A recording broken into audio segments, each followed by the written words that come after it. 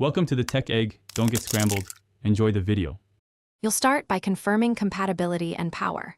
First, make sure the keyboard supports Bluetooth or your phone accepts OTG via USB-C or Lightning.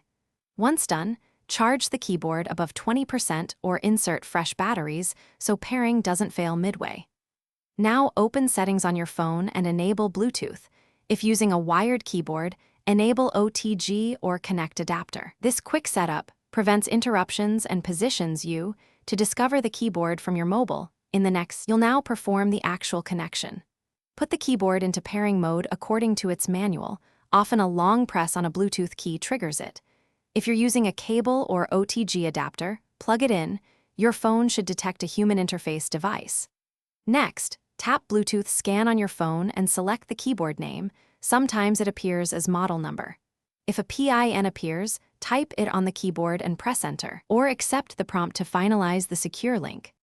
You finish by verifying functionality and adjusting preferences. Open a Notes app and type to confirm keys map correctly, then go to Language and Input to set layout or language and enable shortcuts.